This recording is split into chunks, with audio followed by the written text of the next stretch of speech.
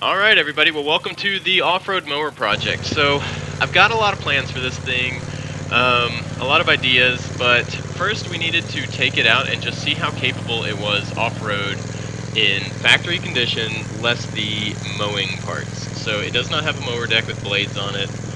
It does not even have a pulley to drive those coming off the motor anymore. It just has the drive pulley, the factory drive pulley, factory size and everything like that, going back to the hydrostatic transaxle. So a hydrostatic transaxle for like racing mowers and off-road mowers is normally a negative thing. The reason for that is I don't have a manual clutch to operate, and I really like having manual transmission setups in all off-road or racing things, or just fun things. It's just more fun to be able to be in control of every part of this. This hydrostatic actually will come in handy down the road, and I'll explain that probably 4 videos from now. Yeah, it's going to be a lot of off-road mowing pretty soon. So, basically a hydrostatic transaxle is automatic because it is a hydraulic pump. So as the power from the engine is transferred to the rear end, the hydraulic pump spins and has basically a free-flowing case of fluid until you redirect that fluid to drive the rear wheels. You can push it one direction and then you can leave it in the middle, which pushes it just in a circle with no pressure going anywhere, and then you can push it the opposite direction, which is reverse on this this particular setup. So it's pretty cool. However, they do fail when you, or so I hear. I've actually never had a failed hydrostatic transaxle, but Dad hated them a long time ago, and so I have this like unnecessary hate for hydrostatics. And because it's not a direct drive from crankshaft on the engine to the ground, I have a feeling there is, more room for failure. There's more moving parts. There's more, weak links basically to fail in this drivetrain or powertrain. So we have a hydrostatic transaxle on the back of this thing. And there's an open differential, so the axle is not a straight axle. There is a differential inside the transaxle or the transmission, the hydrostatic transmission, and it is exactly like a car's differential, an open style differential. So what that means, basically, if you're not a car person, that means that if one tire has complete traction but the other is up in the air with no resistance, then that one that's up in the air will spin, and the one that's got traction on the ground that you want to drive forward will just sit there and throw all the power to the free spinning wheel. And that's a good thing. That is a good thing to not put so much strain on this rear end that has potential to fail. If you get in a situation where you are in, wet grass or something like that, then what it'll do is it'll spin one tire instead of throwing that power to both rear wheels. And in doing so, that relieves the transmission of resistance, I guess. And it does suck for the operator because you're trying to go forward and the machine is not moving forward. But as far as protecting your equipment, it's a good thing because it doesn't apply excessive force to all of your internals in this transaxle. So it's a good thing, it's a bad thing.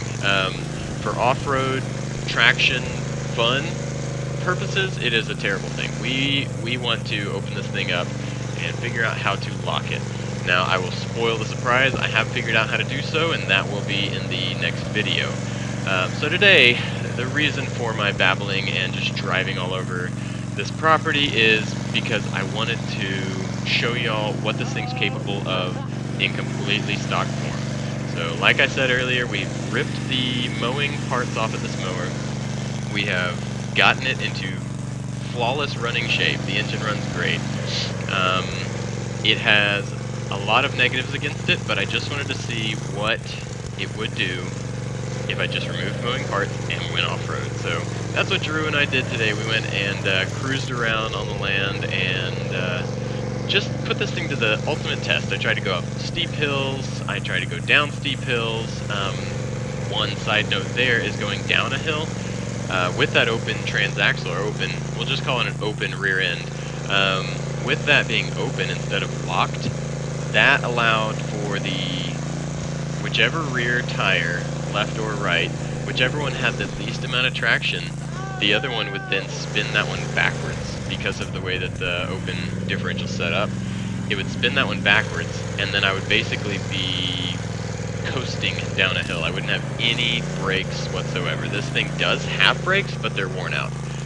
Now, if both tires were spinning together, if this thing was locked, then it would only go down a hill as fast as I want. Unless we lost traction on both tires, then I'd be skidding down a hill. But this thing did not skid down hills. One would roll down the hill and one would roll backwards with no traction down the hill. So it was super sketchy going down rocky hills or super steep leafy hills. You'll hear me scream like a little girl going down a lot of hills because it was just like, all right, cool. It was almost like so it would just bomb these hills. It would have no traction. It would just go as fast as it wanted, as fast as gravity would pull us. And then as I got to the bottom, I had to sit there and kind of catch my breath from the fear of going down these insane hills with no brakes or any control for that matter, other than steering. So we're going to remedy the rear differential. Another thing. Also related to traction was these tires. These are not only mowing tires, but they're worn out. They're old. They have almost no traction. So we'll put some new tires on this thing eventually, but these do hold air well, and they did pretty well actually. So we're going to find out how well they do with the rear end fixed, locked, and then we'll see if we still need to upgrade tires or not. Other things, I didn't have a foot peg on the left side anymore because I ripped off most of the body of this thing, or all of the body of this thing, but I didn't have anywhere to rest my left foot, so I need to fix that. The exhaust, there's none. It's coming straight out of the engine at this point, so I need to fabricate up some exhaust and get that pointed in a safe direction. The fuel tank sucks. It's tiny. However, it does work for right now, and it's not terribly annoying. What is annoying is that I don't have a good battery for this thing, so I can't shut it off to refuel, which is super dangerous, especially with fire coming out of the exhaust as it's idling, as I'm fueling up this lawnmower. So I need to get a new battery for this thing. So I think I should just spend the 25 or 30 bucks and get a new battery and have good electric start. But if you watch a lot of off-road mower stuff, which I hate saying because it sounds stupid, but it actually is a really fun thing to do, and it's like almost a sport. All these rednecks drive these things off-road all the time. There's a lot of information out there for converting these things to racing or off-road capable mowers, and again, it is super fun, so I get it. So, tires, battery, so electric start, it's really good, but I have been wanting to put this thing in the water and swamp it. So if electronics get wet, I also want to make a pull start on this thing somehow in order to be able to pull start it if I am in a situation where my electronics aren't functioning, be that a dead battery or a wet starter or something else. I want to be able to try to get this thing started without electric start. Just to get me out of the woods, get me back home. If we are a mile away from the house, I want to not have to walk a mile just because I didn't put a pull start on this thing. So, at this point in the video, I am trying to get this thing in the water, and remember it still has the open differential. Also, this is a belt drive from the crankshaft pulley all the way to the rear of this, all the way to the rear transaxle on this mower. It is a metal pulley up front, and then a V-belt, and then a metal pulley on the back. So, that works pretty well. It has great, it's good for a lot of reasons. So, number one, has never slipped at all with a brand new belt, but it also would slip if I was to be really working this thing really hard. Say we lock this transaxle and we're going up a hill, instead of breaking parts, that would be one more weak link where the belt would slip instead of shearing metal teeth off of gears. So, or burning the hydraulic pump up and blowing seals out, it would slip the belt, definitely, and burn up the belt before it would break parts, which a belt is $10. So that's definitely the best case scenario for lawn mowing. It's definitely the best idea for preserving expensive parts and burning up cheap parts. It is smart, but we want this thing to be stout. I want to eliminate all the weak links in this thing until we actually start breaking expensive stuff, and then we'll quit with this thing. But I want to see how capable I can make this thing off-road, or possibly top speed eventually. I don't really know. We might get bored, but I want to see how well we can do off-road by eliminating these weak links and just put this thing to the test even more and more each step. So we need to figure out a way to eliminate this belt system, because once I get this thing in water, it's done. It still wants to go, the engine's still cranking, but as soon as that belt and pulleys hit the water, there is no friction between them anymore, and that thing just freewheels around the belt. The pulleys will slip on the belt.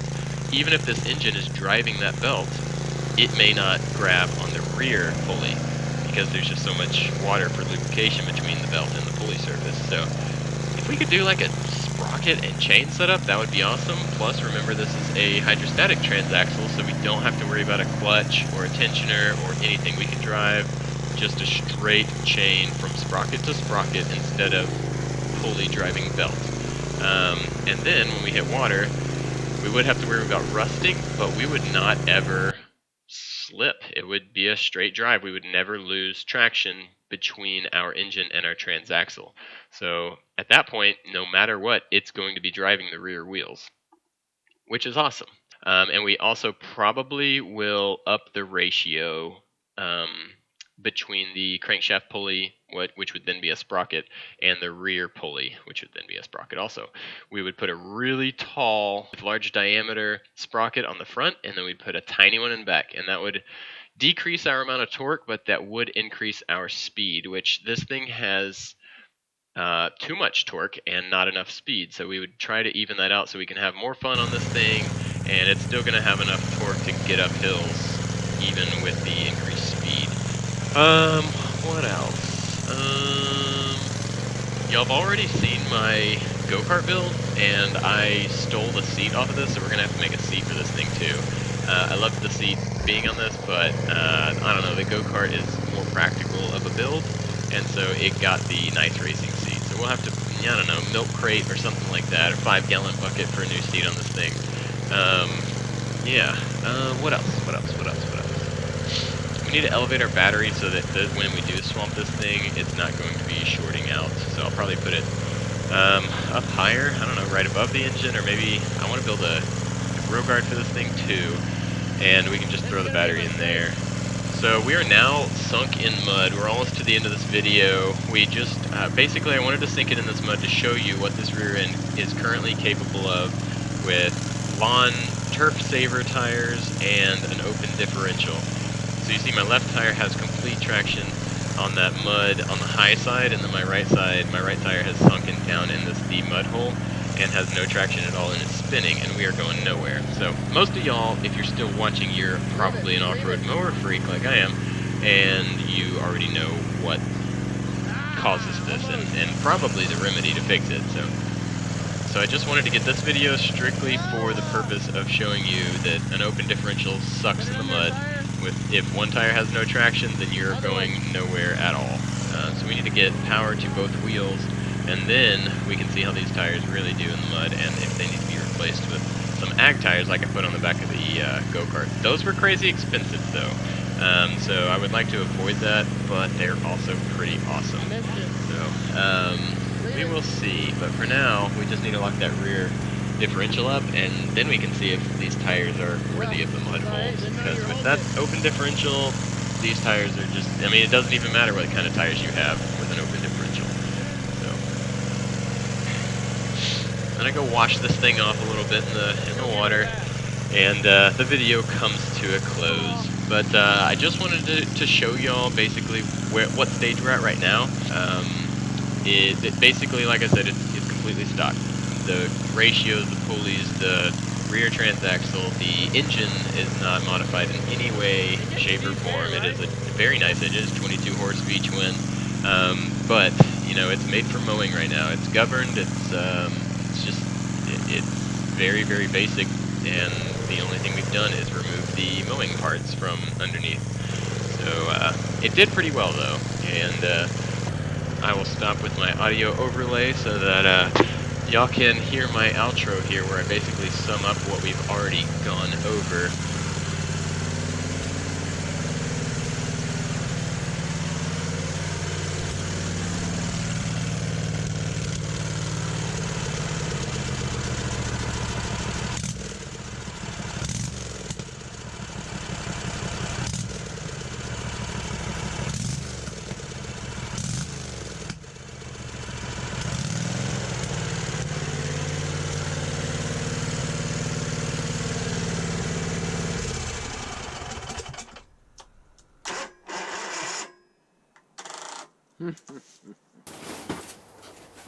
Alright, well, as y'all saw, this thing ran pretty well today.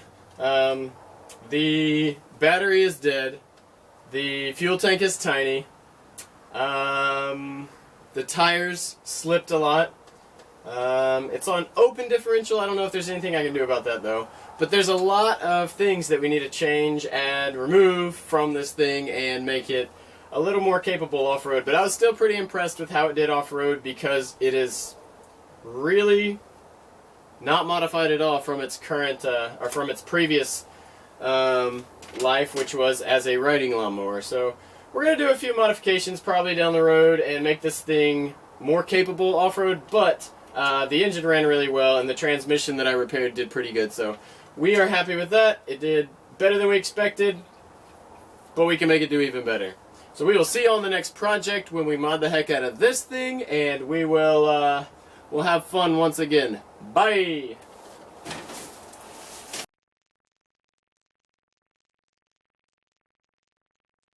I felt like whenever I was like getting on this, getting it running and everything, I just was like, I feel like the definition of America right now.